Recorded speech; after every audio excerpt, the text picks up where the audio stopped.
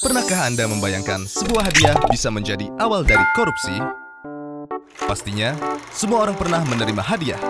Di saat momen-momen tertentu, hadiah menjadi sesuatu hal yang penting untuk menyenangkan orang lain. Tetapi ada juga hadiah-hadiah yang dilarang. Sekarang, mari kita lihat. Definisi gratifikasi. Dalam perspektif hukum, definisi gratifikasi adalah pemberian dalam arti luas yang meliputi pemberian uang, barang, rabat atau diskon, komisi, pinjaman tanpa bunga, pengobatan cuma-cuma, perjalanan wisata, fasilitas penginapan, tiket perjalanan, dan fasilitas lainnya.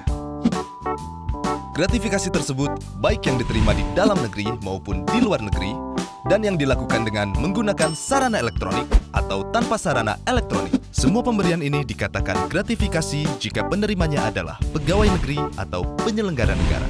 Bagaimana gratifikasi ini menjadi awal dari korupsi? Pegawai negeri atau penyelenggara negara terkadang menerima pemberian atau hadiah dari rekanan, teman, kenalan yang terdapat konflik kepentingan, baik pada saat pelayanan, terhadap kepentingan publik, ataupun karena melihat kedudukan atau kewenangan yang melekat pada jabatan. Untuk itulah, diatur peraturan terkait gratifikasi.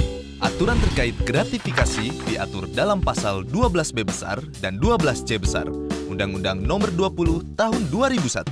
Pasal gratifikasi berfungsi untuk mencegah pegawai negeri atau penyelenggara negara menerima gratifikasi yang dianggap suap. Pengaturan ini dibutuhkan untuk menghilangkan munculnya potensi konflik kepentingan akibat penerimaan gratifikasi dan membangun budaya transparansi, akuntabilitas, dan integritas.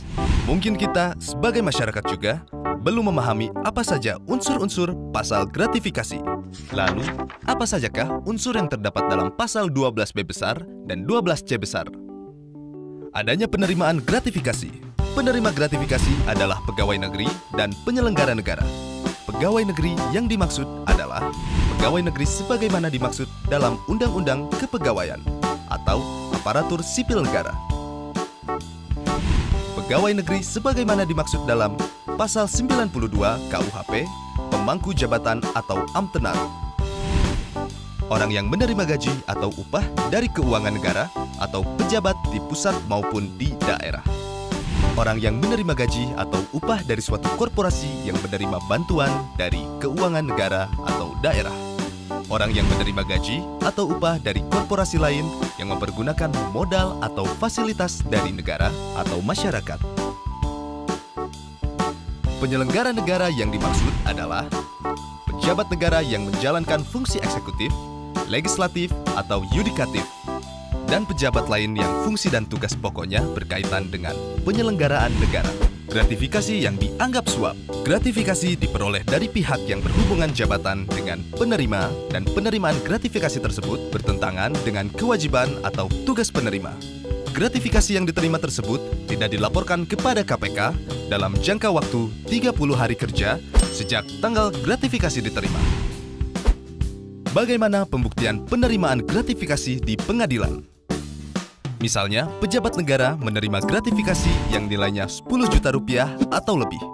Maka, pembuktian gratifikasi tersebut bukan merupakan suap dilakukan oleh penerima gratifikasi. Yang berikutnya, pejabat negara menerima gratifikasi yang nilainya kurang dari 10 juta, maka pembuktian gratifikasi dianggap suap dilakukan oleh penuntut umum. Lalu, apakah ada sanksi untuk penerima gratifikasi? Jawabannya, ya. Menurut pasal 12B besar ayat 2 Undang-Undang Nomor 20 Tahun 2001, pidana bagi pegawai negeri atau penyelenggara negara adalah pidana penjara paling singkat 4 tahun, paling lama 20 tahun, atau pidana penjara seumur hidup, dan pidana denda paling sedikit 200 juta rupiah, dan paling banyak 1 miliar rupiah. Mungkin semua orang belum sepenuhnya sadar bahwa dari penerimaan gratifikasi bisa berakibat fatal.